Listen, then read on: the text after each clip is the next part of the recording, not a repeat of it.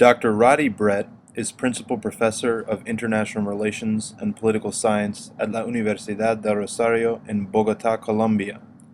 He is also an academic advisor with the International Center on Nonviolent Conflict. In addition, Roddy Brett is a former advisor to the UN System Guatemala on Indigenous Peoples and Citizenship. Professor Brett also served as a former advisor on Indigenous Affairs to the Norwegian Embassy in Guatemala, where he lived for 7 years. His professional career combines 15 years of academic research and teaching in political science that focused on a variety of themes, including democratization, genocide studies, political violence, social movements, human rights, and indigenous issues. His research interests focus on Latin America, particularly in Guatemala and Colombia. In 2002, Brett received his PhD in political science from the University of London, and he is the author of Social Movements, Indigenous Politics and Democratization in Guatemala, 1985 to 1996. With that, it is my pleasure to hand the presentation over to Dr. Roddy Brett. Thanks, Darren. Very nice to be here. Good afternoon, good morning, depending on where everybody is. And thanks to ICNC for this opportunity. As Darren's already said, what I'm going to be talking about effectively is the role of and the evolution of indigenous peoples' movements during Guatemala's peace process, which quite clearly is a case in and of itself. It's an important case in the Latin American context of democratization, which took place during the 80s and the 90s in the region. And in that regard, it shares certain characteristics with other countries in the region, but quite clearly has its own very important structural, political, cultural, and social idiosyncrasies. So what I'm going to be talking about effectively is how a social movement which began quite clearly as a human rights movement, articulating very fundamental human rights issues after the internal armed conflict in Guatemala, evolved into what can be seen as a fully fledged social movement constituted by indigenous peoples and articulating very clear indigenous demands. In other words, an indigenous peoples movement. And in order to do that, what I'd like to talk about is very briefly the armed conflict and then the peace process and the processes of mobilization, as it says in the first slide. In that regard, what's very important then is the context in which the Guatemalan indigenous peoples social movement evolves, and finally, to a certain degree, demobilizes. So we'll shift to the next slide. As I said, the chronological parameters really of this talk and of this research are effectively between 1984 and 1996, which spans really the beginning and the end of the political transition, which was between 1982 and 1985. In Guatemala, the peace process, which began in 1987 and ended in 1996 with the signing of the final peace accords, which then supposedly brought the country to the post-conflict era. So Guatemala's conflict in that regard is a conflict that spans almost 40 years, 1960 to 1996, to a certain degree resembling the Colombian conflict in that regard. And what's important, I think, is to note that the space for participation of the indigenous movement and of other social movements and nonviolent action movements in Guatemala really was canalized during what I would call a state of exception. In other words, it was canalized during a moment that was very specific and very protected. In other words, the peace process. But obviously I'll be talking about that in a little while. So if we move to the next slide, just very briefly in terms of the socio-cultural composition of Guatemala, it's a country that's extraordinary in terms of the fact that it's almost between 45 and 55% indigenous. There are three clear indigenous peoples. The Maya indigenous peoples, which in itself is made up of 23 or 24 different ethnic groups. The Xinca and the Garifuna, which is really the Afro-Guatemalan peoples. And then the non-indigenous peoples, which are called in Guatemala Ladinos, which in other countries in the region may be referred to as mestizos. So obviously, as a result of that fact, Guatemala is a multicultural, multi-ethnic and plurilingual country. It has a plural state, or it should have a plural state, obliged, the state then is obliged to take into account these this diversity, cultural diversity, both as a result of national legislation and international normative legal frameworks, such as ILO Convention 169 concerning indigenous and tribal peoples in independent countries, to which the state is a signatory. Okay, so in that context then, what we have, as unfortunately isn't a surprise, as is the case in many other countries in the region that have indigenous populations, the highest indices of poverty and social exclusion take place within indigenous groups, particularly indigenous women, and in those departments in the country where indigenous people are the majority, effectively in the highland regions and the jungle region in the north. So in that context, we have a history of structural and institutional racism and discrimination, and what the United Nations in the Truth Commission, the International Clarification Commission, Historical Clarification Commission, in 1999 referred to as genocidal acts of genocide during the armed conflict, because 83% of Guatemalans' internal armed conflict, the victims, 83% of them were actually indigenous. So this history of structural institutional racism, strengthened by and exaggerated by the genocide between 1978 and 1983, according to the UN, also is strengthened by what we see today, the systematic exclusion of indigenous peoples from state services and policies, and the systematic violation of their rights, particularly collective rights as a peoples. So shift to the next slide. What we have then, very briefly, the armed conflict, as I already mentioned, was between 1960 and 1996. To a certain degree, a typical Cold War conflict that obviously had its own idiosyncrasies, between the government and the URNG, the Unidad Revolucionaria Nacional Guatemalteca, the National Guatemalan Revolutionary Unity. In the conflict, 45,000 people were displaced, 45,000 people were disappeared, around 1 million people were displaced, and 200,000 people were killed. As I said already, 83% of those people were indigenous. Crimes against humanity, war crimes and genocide were committed during this time, and effectively the process, the armed conflict, was supported by the US, was supported by Argentina, and was supported by Chile within this context of the Cold War. So the political transition, as I mentioned previously, 1982 to 1985, and if you like, the democratization process, which is a very prolonged process, takes place between 1985 and 1986, until the signing of the Sinai Peace Accords. But quite clearly, the democratization hasn't been consolidated even today, so 20 years later. So with the next slide then, what we see, and this is just the brief context before I start talking about the indigenous movement, democratization initially was an authoritarian process. The political transition was effectively precipitated by the military as a means of guaranteeing institutional survival, of a means of trying to get Guatemala out of the economic crisis which all of Central America was suffering in the early 1980s. And also because by 1983, as a result of the counterinsurgency and the genocide that took place, the military basically guaranteed military victory against the guerrilla. So the guerrilla was effectively no longer a threat. So democratization starts as initiated and precipitated by the military, but over time it begins to be defined by more evidently democratic norms and characteristics, which is obviously very important. And what we have in that regard is the start of the regional peace process, Esquipulas II, in effect by 1987-1988, the national peace process that begins, pressure from the international community, and importantly, the very significant contribution that social movements and nonviolent actors played in this process, struggling for their human rights, and gradually and eventually struggling for very specific indigenous people's rights, as I'll talk about later.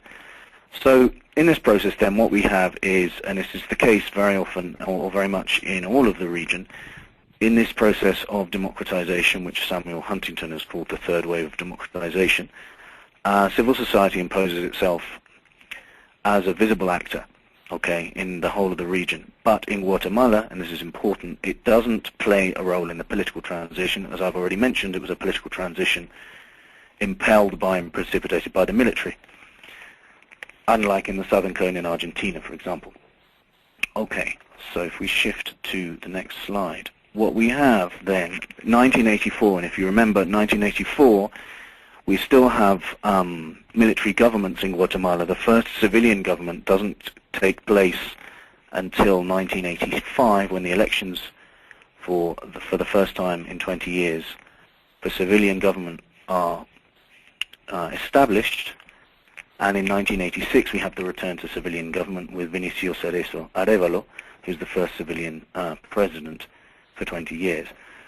So this space then, this 1984, as I already said, the genocide takes place, the military basically guarantee victory militarily over the guerrilla, the economic crisis, the different factors that impel the military to want to shift from authoritarian military rule back to civilian rule. By 1984 there's a relative political space. And let's not forget, this is a year after the genocide. The country is still in flames, basically. If we remember, 200,000 people were executed during this time, and many of them in massacres in indigenous communities. So the country's in flames, but the military decides to push the country towards civilian rule. So bit by bit, by 1984, there's relative political space. Until 1984, non-violent political actors really could not mobilize, because whichever actor or organization mobilized was effectively met by severe repression, harassment, and quite probably murder, homicide. So by 1984, this begins to calm down. There's a relative political space. The international community begins to get interested. This allows what Guillermo O'Donnell has defined as the resurgence of civil society. So it takes place after 1984, 1985. Organizations begin to form in this space. The government, the military government, calls a national constituent assembly to reform the Guatemalan constitution and to allow elections in 1985. So this is important because there's a space, very clear space, in which brave civil actors begin to act, begin to form organizations, begin to form coalitions of social movements, okay? So these first organizations, what do they call for? These first organizations that emerge after the political transition, still in the context of conflict, but after the political transition, they begin to call for the respect of their fundamental human rights. They begin to call for the end of violence, because whilst the massacres have effectively stopped by 1984, violence is still taking place against civilian population, against the guerrilla. There's still sporadic violence and battles between the guerrilla and the military. So organizations call for the end to violence, they call for the respect of their human rights, and they call for the return of the disappeared, as happened in Argentina, as we all know. These organizations then use human rights platforms as a principal component. They use the human rights framework as a principal component, and obviously international human rights law is key to the demands of these organizations.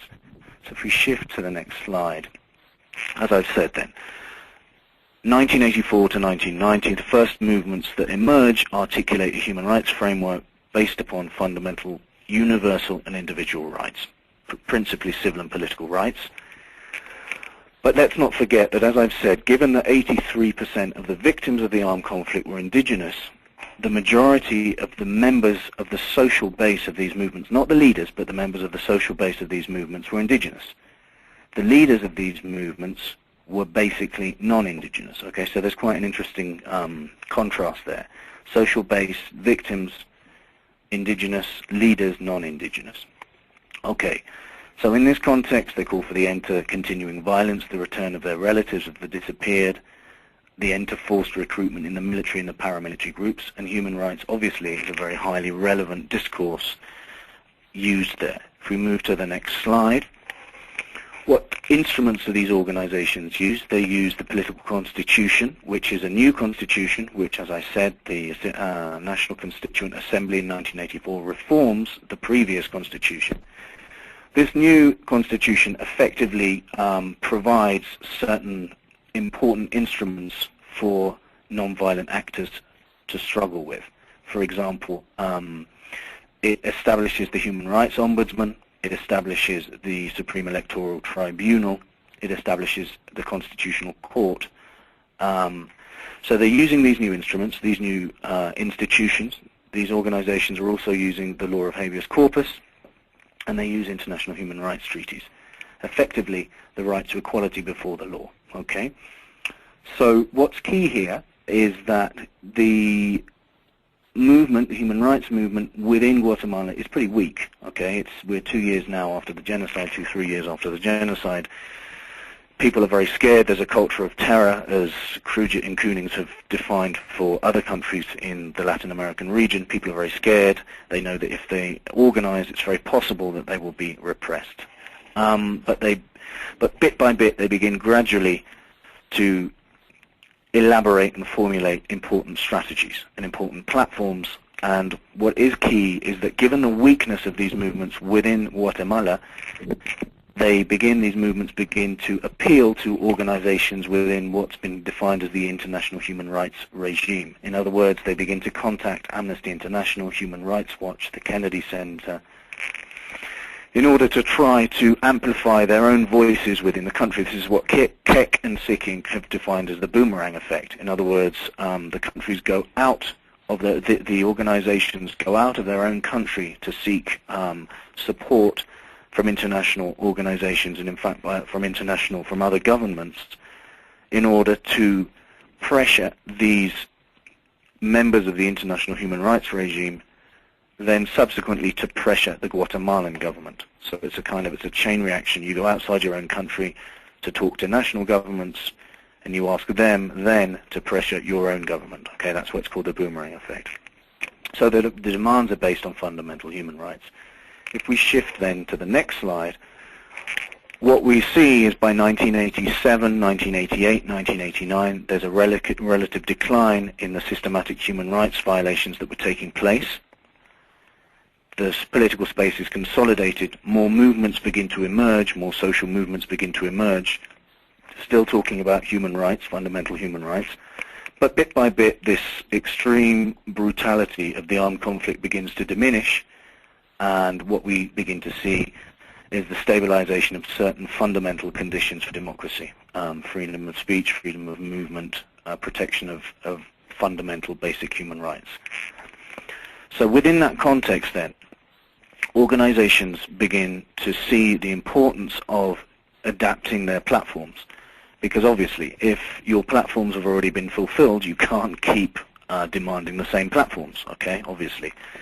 So within this changing context, organizations are able to adapt their platforms, and in fact they're obliged quite clearly to adapt their platforms and objectives to this emerging context, which we can see as a nascent democracy, if you like. Obviously, clearly, whilst civilian government by 1989, 1990 had 3 or 4 years of administrative terms, the military still controlled to a certain degree what was going on behind the scenes. The counterinsurgency had diminished quite clearly, but there was still strong military influence. The country was really trying to shift from what had been a very brutal armed conflict into the establishment and consolidation of certain democratic norms, as I've already mentioned. So what happens in that context then? If we move to the next slide, social movements and social movement actors become subject to these changes, okay? So they become subject to the changes generated by what is effectively a democratic transition. And these changes have been demanded, obviously, by these movements in themselves. There's a broader context that's important. So what we see is the human rights movement coming out of the armed conflict, pressuring for changes, pressuring for the end to violence, to the end to forced recruitment in the military and the paramilitaries, looking for the disappeared. Gradually, bit by bit, these demands begin to be met to a certain degree. The international community begins to pressure very strongly on Guatemala. the Guatemalan state to transform. And so in that context, what we see is the relative political space beginning to be consolidated. Movements are slightly freer, social movements are slightly freer to engage with the state, to engage with civil society. And as a consequence then, they begin to see the importance of shifting their strategies and shifting their demands, some of which have been met. Okay, the broader context then is that organizations begin to claim new interpretations and conceptualizations of human rights, including collective, cultural, and economic rights. So not only the individual, universal, civil and political rights that they've been claiming, but broader rights. So what does that mean in practice? Well, if we shift to the next slide, as I think I said, the majority indigenous membership of organizations, the social base, okay. The historical struggles of indigenous peoples during the 1800s and the 1900s begin to combine. These factors begin to combine.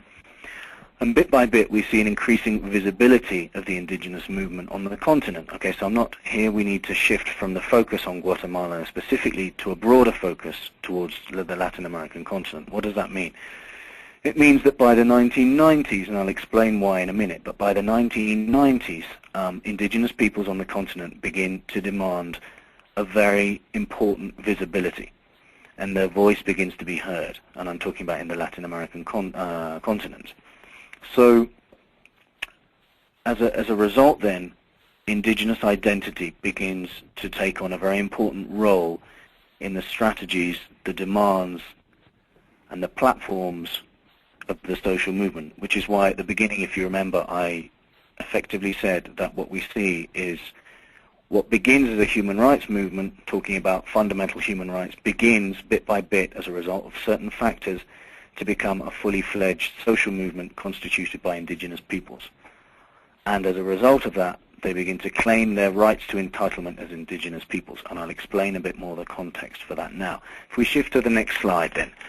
The political opportunity structure, as Sidney Tower and Doug McCallum always have very often indicated, is a very important factor here. Okay, so what do I mean by that? Well, we have the post-Cold War, where there's a severe disillusionment in Latin America with guerrilla warfare, where issues of identity politics begin to take on an important element as part of a political articulation of social movements. Very importantly, in Latin America in the 1990s, Spain was getting ready to celebrate what it felt was 500 years of after the discovery of Latin America. So what we see on the continent as a counter measure to this is that many social movements begin to form in the 1990s, 1989, 1990 principally, within an umbrella organization which is called the 500 Years of Resistance campaign. In other words, what they're saying is, well, thanks very much for saying that you discovered us 500 years ago, but in fact it wasn't a discovery, it was an invasion, it was a conquest, and indigenous people lived on this continent far before the Spanish actually discovered it. So there's a very important movement there, and in fact it has a very significant impact internationally. President Mitterrand of France, Danielle Mitterrand, his wife, become involved in this campaign, and the second meeting takes place in Guatemala in 1991. Okay, so just during this process of democratization that's taking place in Guatemala, this gives important visibility not only to indigenous people on the continent, but to indigenous people in Guatemala specifically. Okay. Matching that and reflecting that, in 1993, the Nobel Peace Prize is won by Rigoberta Menchú, who is an indigenous Guatemalan. In 1993, the UN declares the Year of Indigenous Peoples and the first decade of indigenous peoples between 1993 and 2003, if we move to the next slide. So as a result then, what we have is an increasing visibility of indigenous peoples globally. I mean, it's not only in Latin America, this is globally. There are big changes taking place actually within the United Nations that reflect these processes that themselves come out of the struggles of indigenous peoples. Okay, so the visibility and political experience also of indigenous actors within Guatemala results from the establishment of a series of institutions within Guatemala. And bit by bit, what we have are negotiations for the peace accords in Guatemala, where indigenous peoples begin to play a role. So as a result of that, I think it's important that we point out that there's the creation of a unified indigenous movement within Guatemala by 1992-1993. Okay, and in particularly the question of the 500 years of resistance campaign that's basically launched in 1992, 500 years after the so-called discovery of Latin America. Indigenous people's voices then are very important, and this is a country, as I've said, with 55% indigenous people, where 83% of the victims of the armed conflict were indigenous. What does that mean then? In fact, it means that indigenous peoples as actors, as national actors within the peace process in Guatemala begin to take on a very important role, okay, through their non-violent social movements. So if we shift to the next slide, in that context then we have the important decision by social movement actors strategically to shift their demands from simply demanding equality, universal and individual rights, political, civil rights, to broader rights. And this is a process that actually takes place also within the region as itself. There's a shift to demands for equality then, to demands for broader rights, for collective rights, for specific rights, for cultural rights. All of these rights that are consecrated within the ILO Convention 169, which I mentioned at the beginning of the talk. So in this context then, we have indigenous movements within the peace process demanding further rights, demanding rights to difference, not only rights to equality. Okay, and this itself then, these demands link to discussions around human rights issues, around the nature of citizenship, and quite clearly to the issue of multiculturalism, which we had in Europe in the 1970s, these arguments and these debates. As I'd said, with the human rights movement was linked into the international human rights regime, Amnesty International, Human Rights Watch, etc.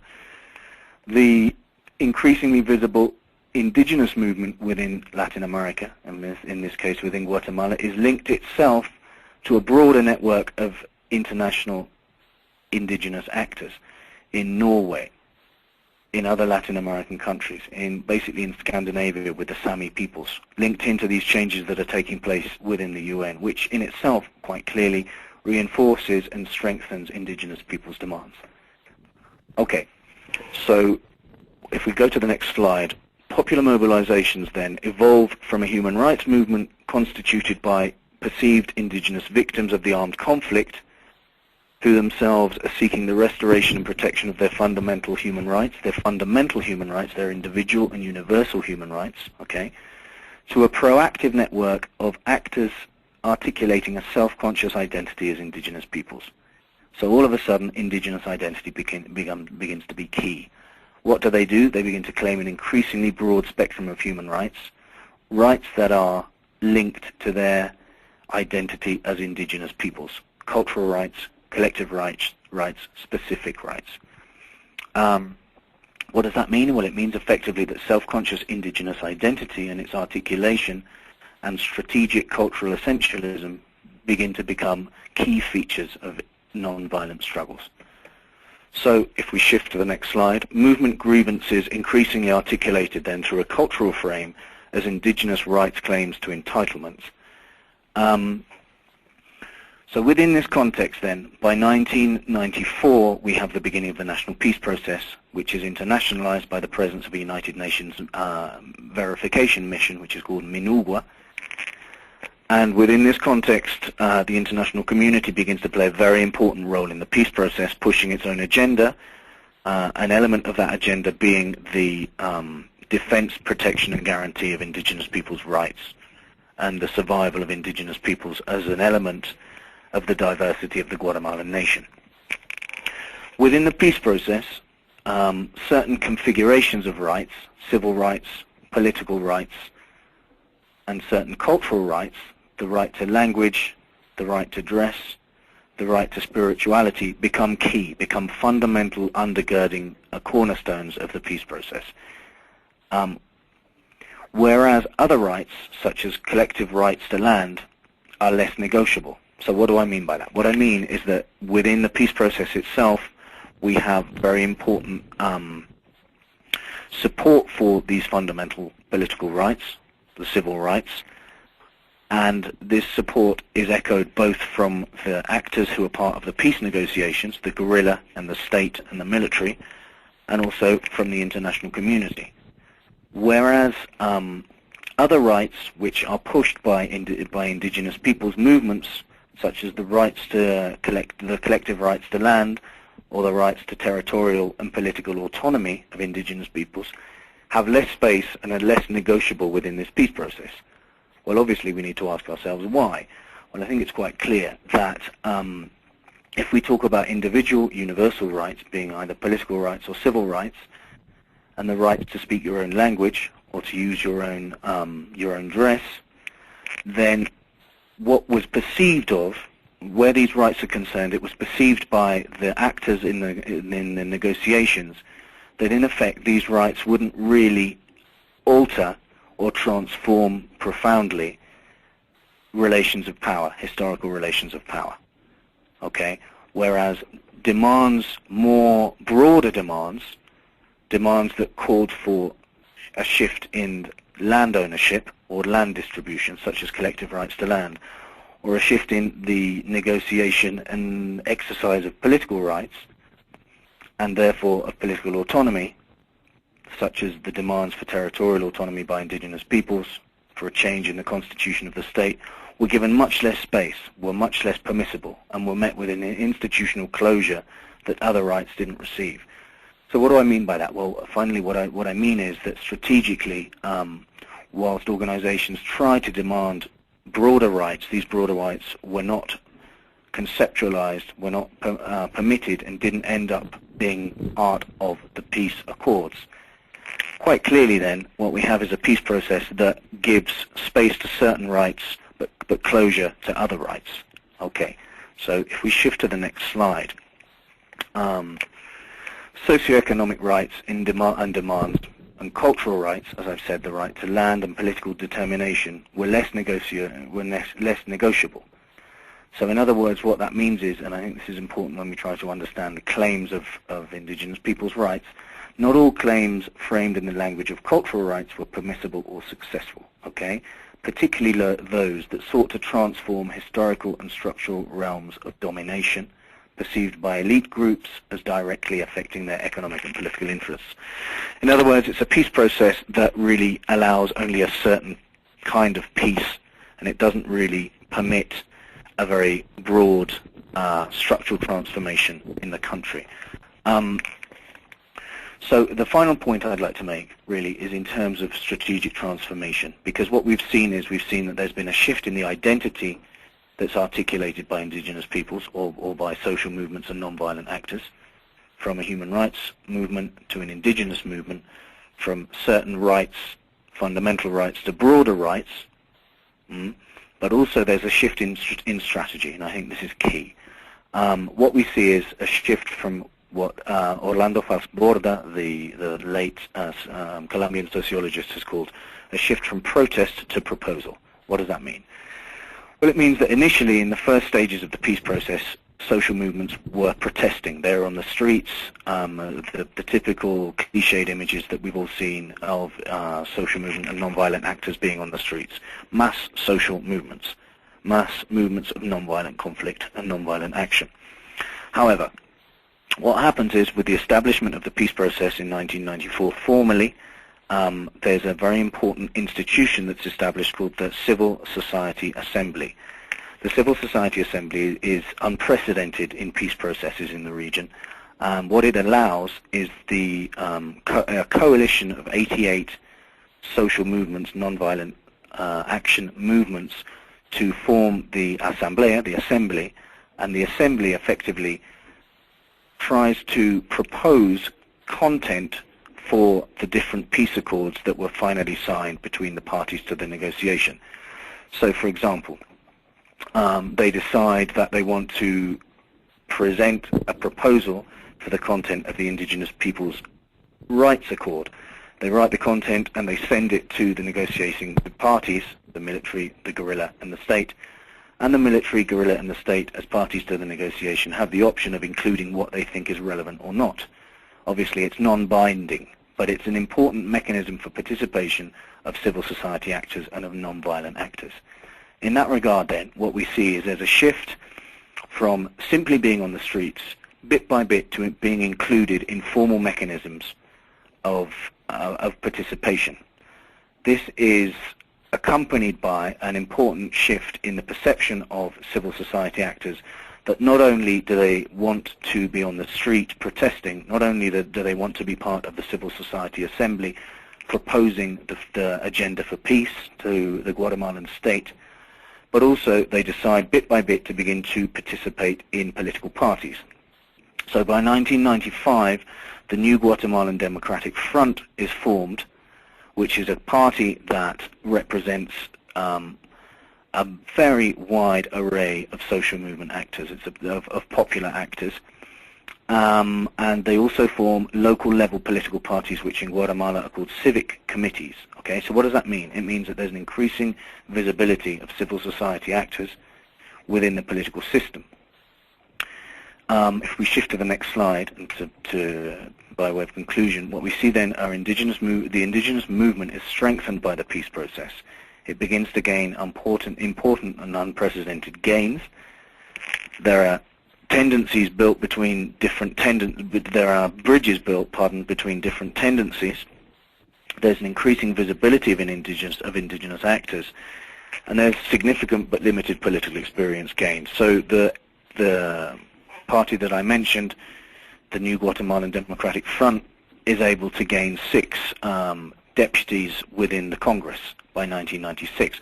So there's a shift. There's a strategy quite clearly conscious of moving simply from being a mass non-violent movement to beginning to participate in formal mechanisms such as the civil society assembly and the political system, political parties. Okay. However, and to finish, what we see then, if we move to the next slide, what we see then is by 1996, when the final peace accord is signed, what appears to be the case is that indigenous actors have been able to demand, consolidate, and win visibility, presence, and impact at the national level. Within, as I said, within political parties, certain peace accords are influenced by the indigenous movement. The indigenous movement begins to be seen as a very visible and physically visible political actor, which leads us to believe, or led us to believe at some point, that that would mean that in the post-conflict era, indigenous movements would be able to continue to demand a very important space within Guatemalan democracy. However, in the next slide we see after 1996, 1997, 1998, this visibility, which was the result, as I mentioned at the beginning, of a state of exception, begins to return to business as usual. The indigenous movement begins to disarticulate, to demobilize. The peace process, which was able to control dissent and disobedience, finishes. The strength of elite actors begins to impose itself once more. Politics begins to be carried out not on the streets as it was with the social movement during the peace process, but within the corridors of power, within the Congress, within the executive, and within political parties, that whilst there's a certain degree of participation of indigenous people in these political parties, generally they're very unrepresentative, they're personalist vehicles, they're racist, and they give no space for real political participation and impact by indigenous peoples. So the final slide, we see elite non-indigenous strategies. The end of the peace process then brings what we can see as the re-establishment of the formal rules of the political game, the repositioning of the traditional non-elite indigenous, non-indigenous elites as the major decision makers within the democracy. And as I put there, it's a schizophrenic democracy. Why is it a schizophrenic democracy? It's a schizophrenic democracy because formally it appears to fulfill certain prerequisites: elections, civilian participation, the exercise of civil and political rights. But in practice, this participation is limited, and moreover, and probably more significantly, the causes of the internal armed conflict haven't been addressed adequately and certainly haven't been resolved. In other words, hunger, poverty, lack of distribution of land, continuing violence and continuing racism against indigenous peoples. So the dilemma is that social movements now have to face the same causes of the armed conflict, but within a democracy that is allowing them less space, because suddenly power is exercised within the formal political corridors. There's an exercise of the impact of continuing spaces for dialogue is important. There's an exercise in image making for the international community. So any problem now in the post-conflict era, in order to resolve it, can be any problem really, the state forms a certain degree of dialogue spaces between civil society, political parties, etc. But this is really nothing other than an image-making exercise for the international community to try to legitimate the new democracy. And finally then, what we see is the protection of historical elite interests continues to be the key driving force behind the formation of public policy and political party activity. So in a sense, we have a democracy that is nothing other than a symbolic democracy, really, whilst it gives a certain amount of space for participation of non-elite actors. This participation is really nothing else or nothing other than symbolic, and doesn't allow for profound transformation of relations of power. So what I'd like to do is to leave it there, and I'll hand it back to Darren, and maybe we can open up for some questions. Thank you. Great. Thank you, Dr. Brett, for a wonderful presentation. We'll keep sharing your screen in case you want to go back to other slides. Okay. And I want to open it up to questions now from the audience, and I just want to remind you that you can vocally ask your question by clicking that little hand icon on your GoToWebinar control panel. When you click on that, it'll show me that you have a question. I'll unmute you, and then you can introduce yourself and directly ask your question to Dr. Brett. You can also type a question into the question dialog box, which you'll also see on your webinar control panel in the questions section. You can type it in there, and then I'll do my best to pronounce your name correctly and then read the question for you. So please go ahead and take a moment to do that. And I think I had seen a question earlier.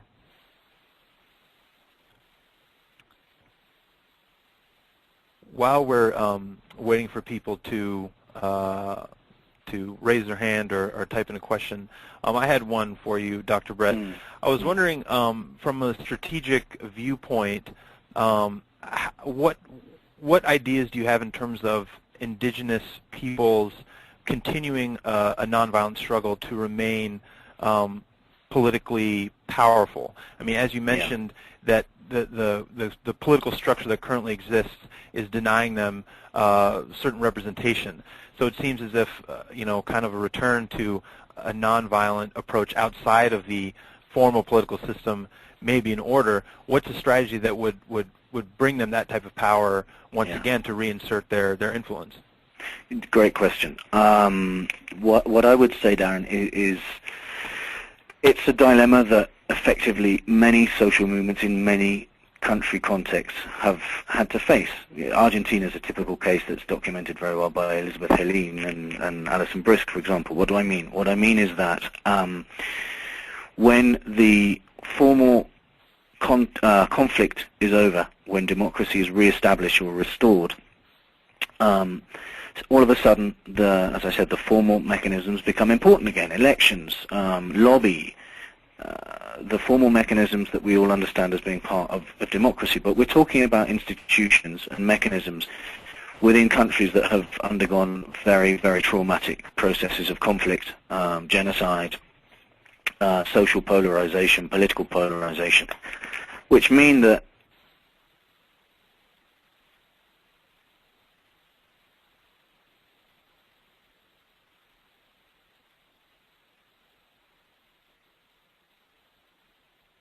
important, and organizations need quite necessarily to think through their strategies. In the case of an indigenous movement, for example, in Guatemala, what was a fundamental framing and determining element to the peace process was this notion of trying to form a multicultural, plurilingual, and multi-ethnic society, which would be reflected not only within civil society and political parties, in other words, the representational level nature of political parties, but also, and quite significantly, within the state. So in other words, how do we form a state that is responsive to this kind of multiculturalism and multi-ethnic character of society? What's happening in Guatemala is that they've formed what is effectively a symbolic multicultural state. How does that mean? Well, how does that play out in practice? Well, for example, whenever there's the launch of a new law or a new public policy that has a certain degree of responsiveness to ethnic diversity or cultural diversity, and I've participated a lot in this when I was working for the UN and when I was working for the Norwegian government, what you see is the launch is public. The launch, there's a big long table that is where there are maybe 7 or 8 people. At that table there's generally one indigenous woman, probably an indigenous man, and everybody else are Ladino or non-indigenous, or whiter than I am. What happens? Well, the indigenous person normally says a ceremony, they light 4 candles, everybody tries to think through what the impact would be in terms of plurality and diversity. The candles are blown out, the policy is launched, and then what happens? That's all it is. I mean, it's as symbolic as it gets. There's no real institutionalization of this notion of diversity within the Guatemalan state. There's very often very little budget. For example, in the last 7 years they established 36 different units to give attention to indigenous people's rights within the Guatemalan state. Okay, with those units, there's no budget. There's generally they're generally not established as part of the fundamental structural mechanism of the state, but rather as something far more contextual that can be basically dismantled at any time, which happens very often. The person is appointed as under the goodwill of a particular minister, so it's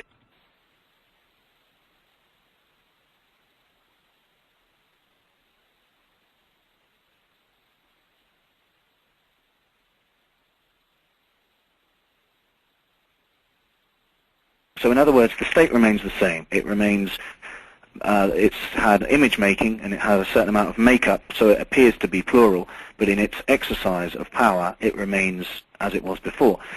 So there the indigenous movement faces a dilemma. What do we do? Do we participate in this state? Do we begin to be vice ministers of culture, which generally indigenous people tend to be? There's never been an indigenous minister of defense, for example, for obvious reasons.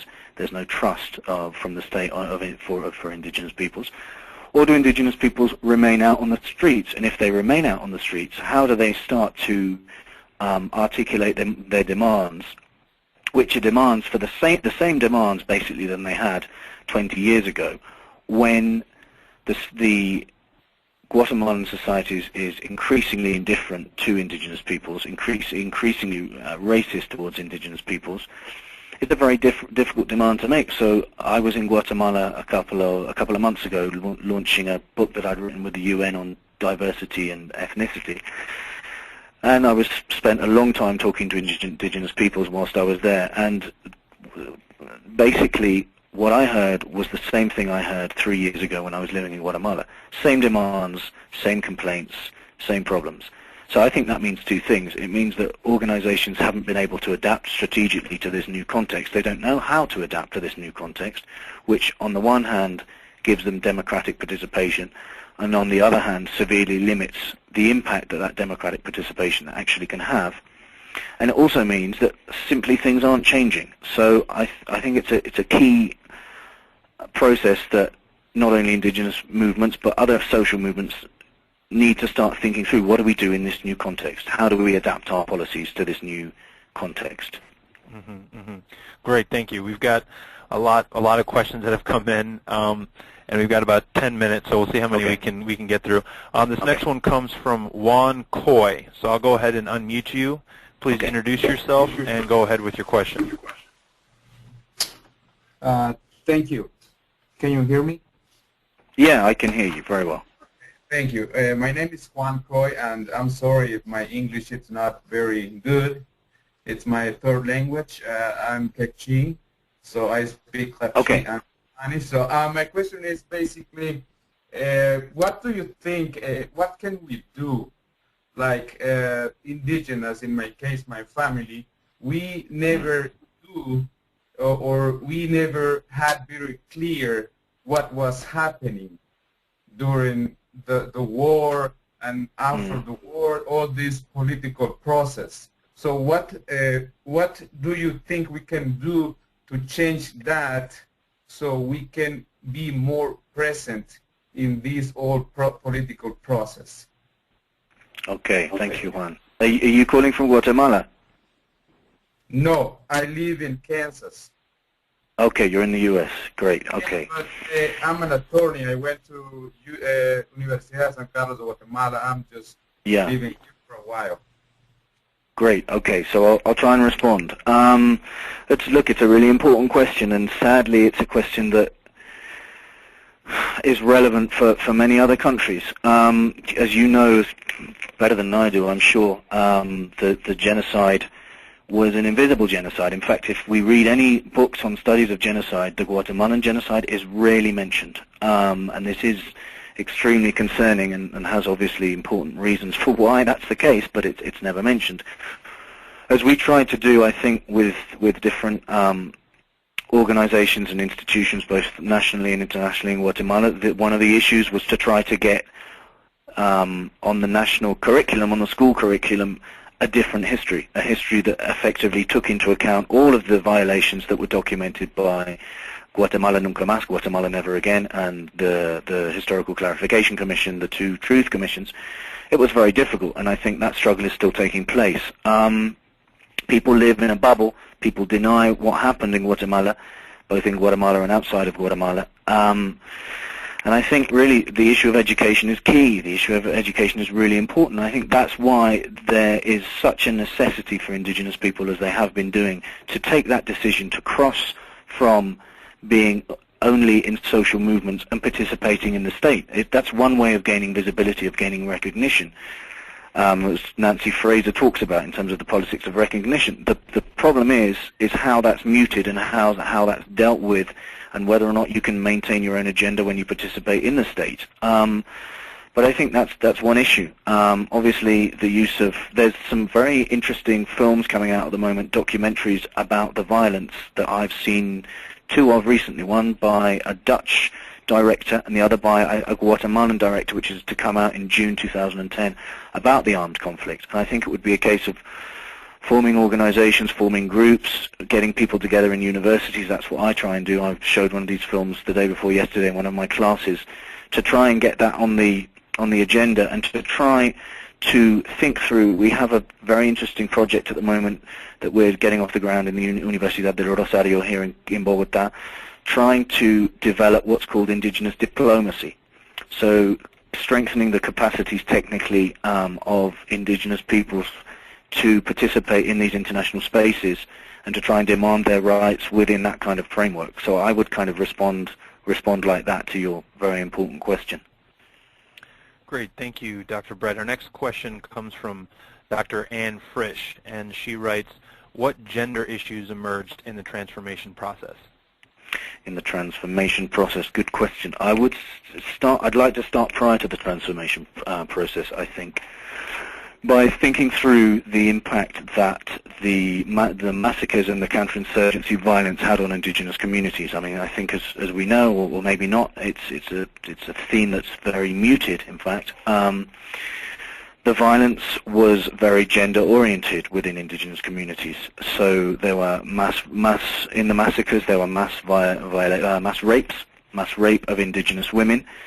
There was forced sterilization of indigenous women, as effectively as an element of the genocide. In other words, if we read through the testimonies, I've spent a long time, I coordinated the trial against Rios Montt, Lucas Garcia, and their former military high commands in Guatemala, the trial for genocide, war crimes, and crimes against humanity. And as a result, we had to interview a lot of victims, survivors of the conflict. And if we see there's a very gender-oriented violence, which means the sexual violence, as is the case in Colombia against indigenous peoples, is a very determining factor of the violence, which has meant that indigenous communities were destroyed in that respect, were disarticulated, as a means of trying to prevent the reproduction of indigenous culture and indigenous life.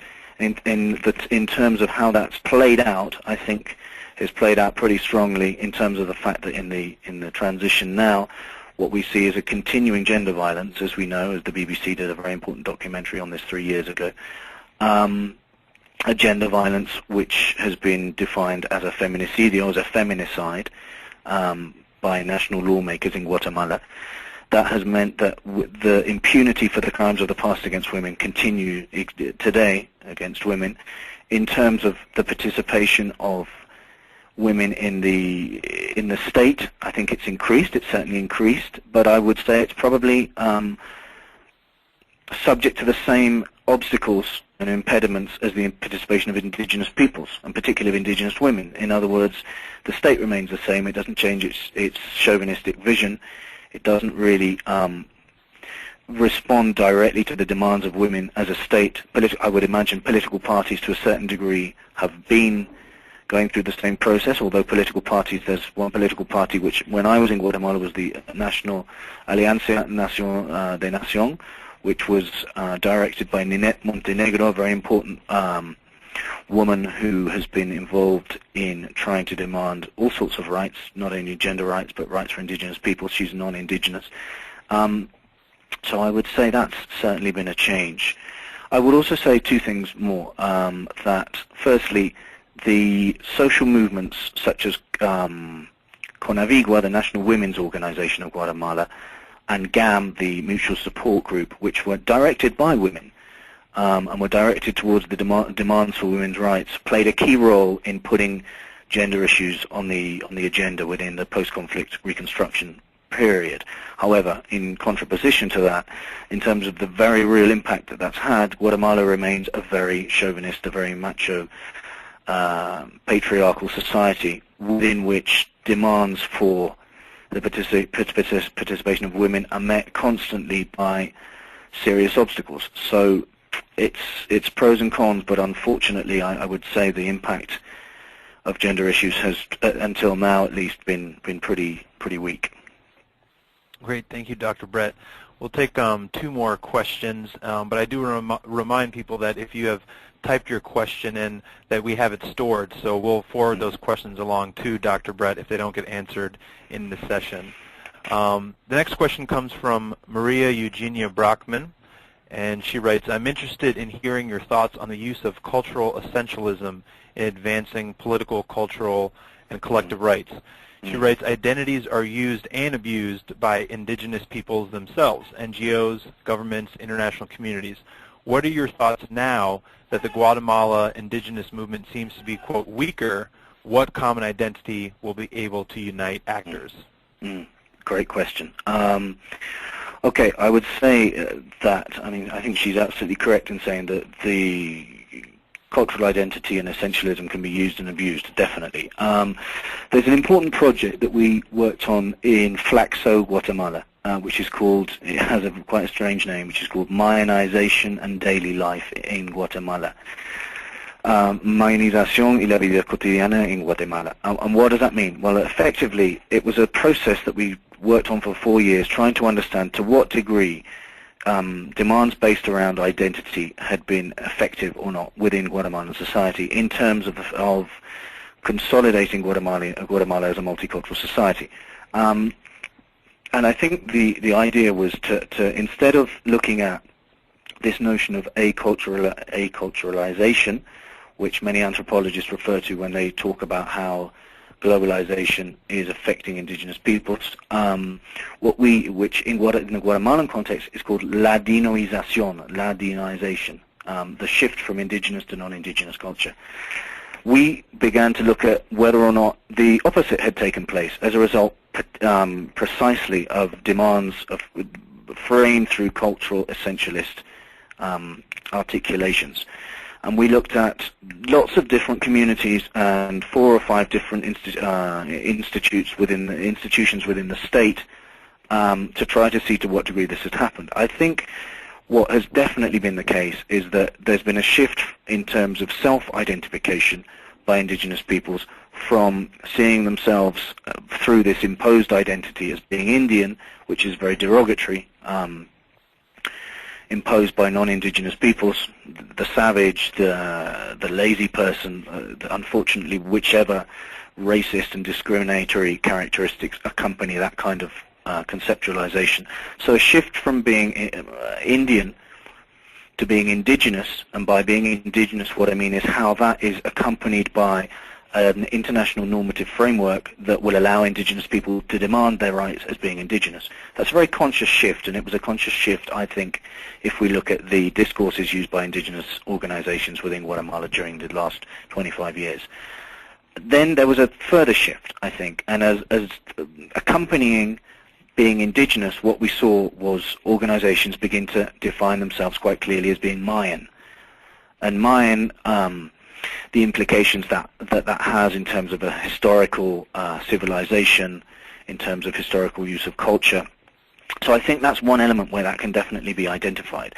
And I would say that Guatemala, given that these articulations haven't had profound, or haven't caused profound structural transformation, and consequently haven't had profound impact in terms of improving the daily life of indigenous peoples and of making more equitable Guatemalan society, the cultural essentialism is continuing today. And I remember when I was in a space representing an international organization, institution, and it was a space where we were talking about these issues, and it was there were certain deputies from the from Guatemalan Congress were there, and we were talking to the deputies, we were talking to people from political parties, and I was talking about this, and a woman who was at this time a congresswoman in the Guatemalan Congress said, well, look, I just want to say one thing. The international community and indigenous movements, and she said, in 4 years, and I don't quite know why she said 4 years, in 4 years you will have blood on your hands for the work that you're doing with indigenous organizations, because what you're doing is promoting racism against non-indigenous peoples. So it's that typical backlash that whenever vulnerable groups' rights are demanded, what we hear is that, oh, these people are now being favored, and it's us, the people who've been dominating for the last 400 years, it's us now who are actually the ones who are going to be discriminated against. So I think that tells us 2 things. I think it tells us that, firstly, the work that was being done and is being carried out by very brave, courageous people in Guatemala within these movements is having an effect, because it's only when this effect begins to be felt that groups that have historically had privileged interests begin to feel threatened, right? But secondly, and I think this is important, I think it also means that perhaps we're not doing the work in the way we should be doing it. Maybe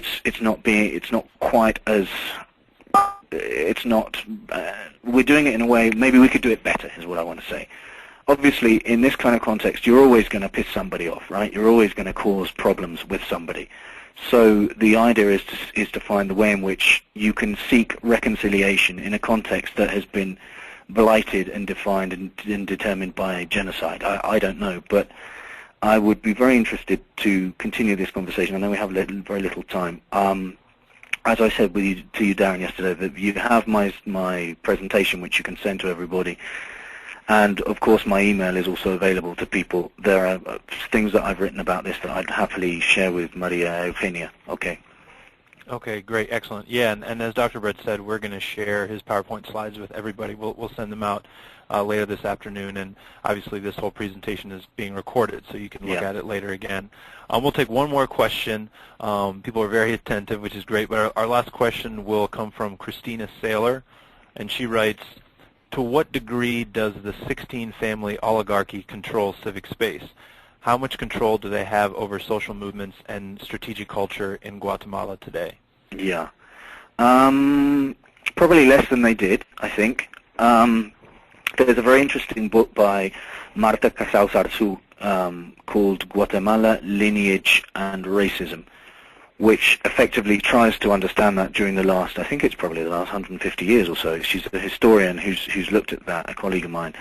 And she says effectively strategies of intermarriage, of maintaining power between groups have been utilized for a very long time to try to maintain power within this oligarchy. And I think quite clearly the oligarchy still maintains an extraordinary level of power in Guatemala. But I think that has to be one level of analysis and one object of study, an object of transformation, of proposed transformation. But I'd say another interesting issue is really the mass of people that aren't indigenous but are extremely poor. The middle class in Guatemala, I would say, is really not very numerous, unfortunately. And so I think it's not only the control that this oligarchy has, but it's also, and significantly, the control exerted and exercised by non-indigenous, non-oligarchical groups. So, for example, I think that when we start to try and transform a society that's absolutely rooted in racist practices, it's not enough just to talk about the fact that we need to develop a culture of tolerance and all of the other issues that, in fact, some United Nations campaigns have tried to orient. I think the other issue is that you can't talk about racism without talking about integral problems of society, such as poverty, such as malnutrition, because it's very easy, I think, for those who are trying to impede any transformation relating to indigenous people's rights exercise to play the race card, to say, well, okay, what's happening here is we're calling for affirmative action for indigenous people, and it's true to a very important degree. What about people who are very poor, who are very excluded, who are very marginalized from society, but can't play the indigenous people's card and aren't indigenous? I mean, how do we start addressing that problem? And if we don't address that problem, we're not going to be able to construct any kind of meaningful dialogue or reconciliation between poor indigenous people and poor non-indigenous people. And I think that's something that was probably quite considerably and systematically overlooked in the Guatemalan context. If you go, for example, to the highlands, very often where the indigenous population is, and quite clearly there's an urgency to address these problems in indigenous communities, to address the extraordinary systematic exclusion that's been going on literally for centuries. But you see the big kind of signposts of the European Union with their yellow stars. This community has been a beneficiary of X project. Whereas if we were to go to the southern coast, which is extremely poor, which is extremely marginalized, where in fact there are indigenous and non-indigenous people living, there's very much less attention in terms of international attention, in terms of projects. So I think in order to address this question, it's quite clearly we need to develop strategies that are far more integral than they have been. Reconciliation is about talking to victims, and it's about talking to perpetrators quite clearly, but it's also about trying to understand a nation such as Guatemala in its full diversity and how different groups themselves can be given the entitlement to participate either because of their identity or because of their their social and economic class. So I'd say that really. Okay, great. Thank you, Dr. Brett, so much for your presentation. Thank you, everyone, for your questions and everyone for logging in for today's webinar. I do want to reiterate that if you typed in a question but we didn't get a time to get to it today, we are going to send those questions to Dr. Brett, and perhaps he'll be nice enough to respond to them if he's got time. Sure. We are also recording this webinar, and it'll be made available on our website, so you can watch it again, and please share it with your colleagues and friends and family. You can send out also the list of publications that I sent you and the links, Darren. Maybe that might help as well. People can have a little look at that. Absolutely, absolutely. Dr. Brett has a number of publications that he had told me he would like to share with all of you, so that will be included in the email as well. So you'll get just lots and lots more information. So thank you again for everybody for logging in, and we'll be in touch with you about our next webinar.